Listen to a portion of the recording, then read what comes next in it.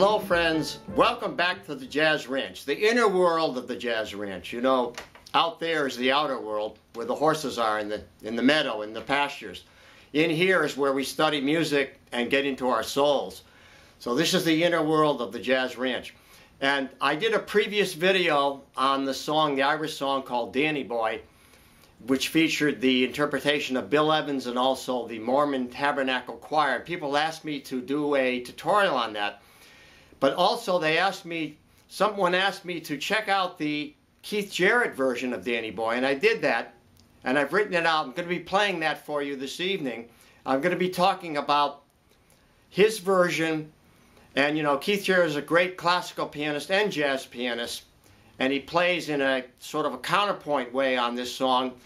And I want to talk about the importance of studying his version and studying transcriptions, and what you will learn from them, and what you will learn by imitating great players like Keith Jarrett. So here we go now with the Keith Jarrett version of Danny Boy.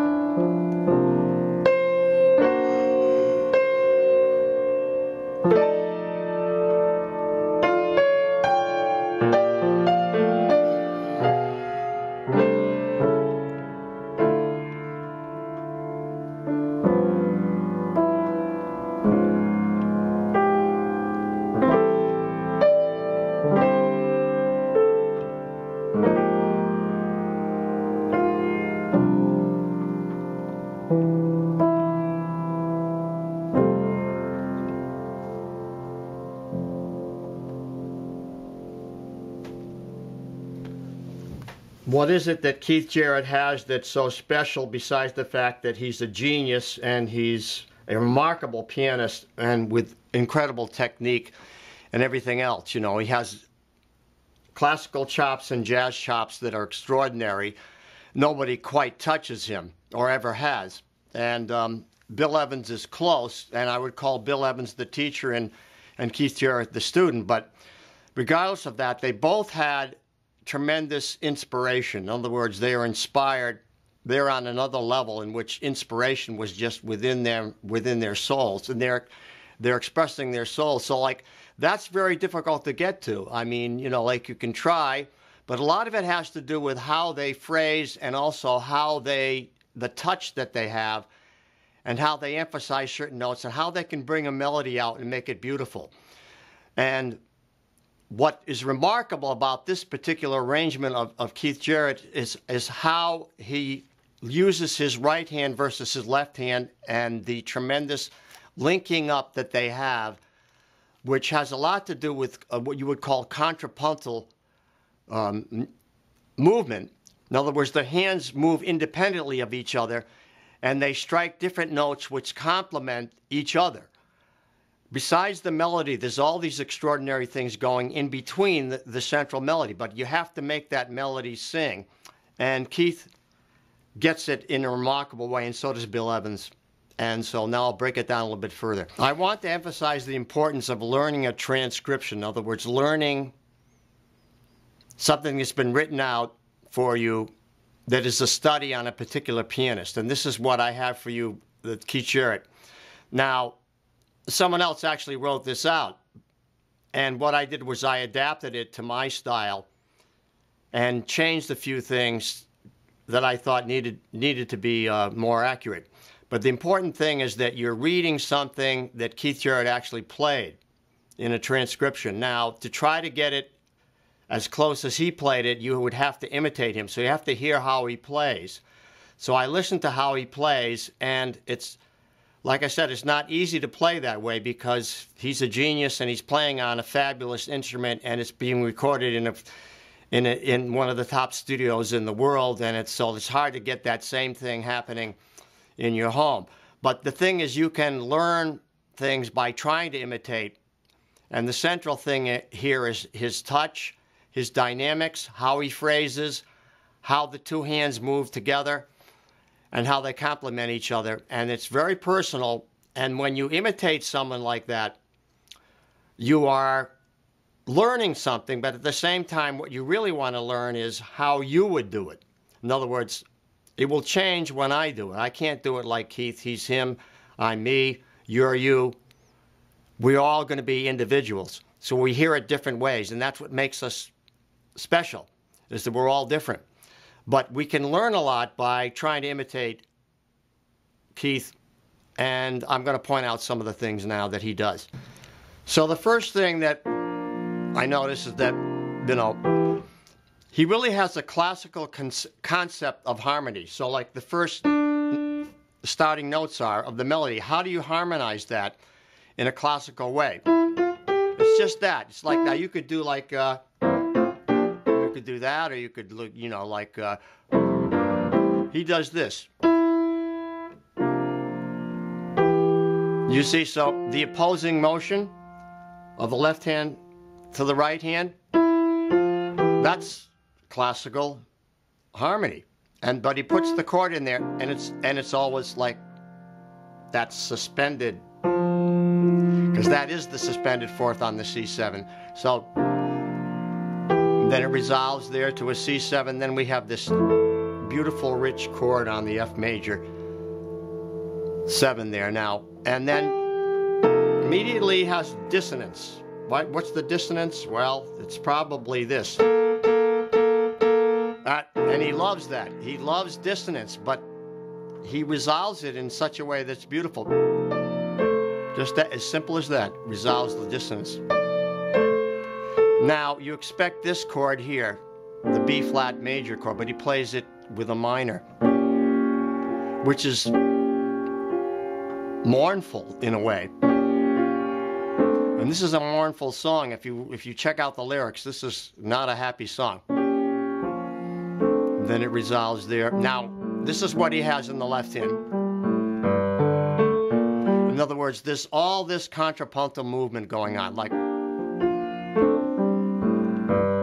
that's, now when I first heard this type of thing being played many years ago, I said, how are they coming up with these fills that are in between? And that's probably a question you're asking. How do you fill in between the melody? Well, this is one way. Study this transcription and see what he's doing. Analyze it to the nth degree like I'm doing. And you'll see that everything makes sense in terms of how it relates to a scale, how it relates to the chord that he's playing. The most important thing is that he has to have a really good sense of what the chords are for a song. And Errol Garner is one of the masters of this. If you listen to any Errol Garner, interpretations of a song, you will hear the right chords. In other words, he has a great sense, harmonic sense of what the right chords are and how to use them and where to place them and create beauty out of like the harmonic structure underneath a melody. So if I can explain that a little bit, he has the 5 chord going to the 1, then the dominant to the 4 chord, right? Down to the 2 chord, the 3 chord, then to the 6. Now here you expect to hear the C, but he does this. So he's playing a substitute chord there. You see, that's the way Keith thinks. He's thinking, what is a beautiful chord I can play there that is not what you expect? See, so that's the first unexpected chord you hear. But it's also how he places things. You know, he doesn't place things in the way you would there's your suspended resolve. Then here's, you don't expect that minor there. And then there's the 2 chord approaching the 3 chord there. Then the 6. You expect to go here now to the 5 chord, but it goes to this. Now, what is that? Well, that's an E flat chord against a D flat. It's like a stacked chord. And then he resolves it. So he doesn't just leave you hanging, but he does this, but he resolves it in an unusual way. He doesn't play this, but you expect that. But he goes there, to this, to a minor. It goes, ba-do-da-da, but then it resolves there. So he's always going to make sense, but he's going to put these little things in there that are his own harmonic touches that give him a personality. You have to find, I guess the lesson from that is you want to find your personality within how you harmonize a song, how you alter it to your own taste and your individual taste. So continuing, let's see. There's that dissonant sound again, but it resolves. He resolves it, dissonant and resolves.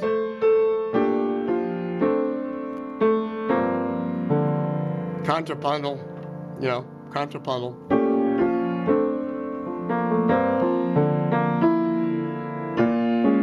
There's a B flat minor in there. Then this 3, 6, 2, 5, but like this. To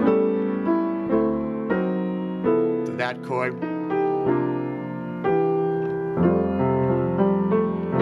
C sus, now into the bridge, or the middle section.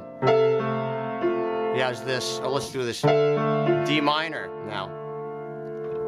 That's an unusual voicing. You see it's dissonant again with this. Well, that's right. Down to the 4.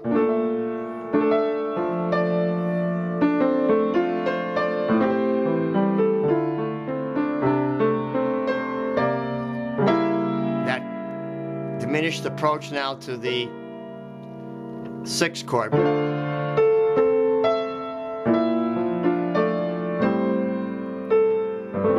That beautiful G sus, the 2 chord suspended. And then with the augmented 5th there. C sus. Now here's that augmented sound in there. See, that's very dissonant. This is the dominant 13 now on the 1 chord. The diminished chord there, moving to this. Another. Now this, that's like a C sharp on an A chord with a C sharp in the bass. Always putting those beautiful dissonant sounds in there. 2-5 there with a sharp 11. And this here is unusual. You expect a diminished chord like that, but he does this. He plays a D flat 7 with an A flat in the bass. Sus chord again, and there's that stack chord again. So it's remarkable. I want to thank you for tuning in to the inner world of the Jazz Ranch, and so glad you joined me. Please send a comment. Please give me a thumbs up if you liked it, and please write to me. I love to hear from you, and I always will try to answer all comments, and I will answer all emails. And you know, we're heading up to Maine. I'm going to be teaching at a summer camp up there, so you may not hear from me for a while, but I will miss you guys. Thanks for all the love and support. And until next time, I'll say, in the words of my great friend Hermie Dressel, swing loose. And we'll see you when we get back from Maine. Bye-bye.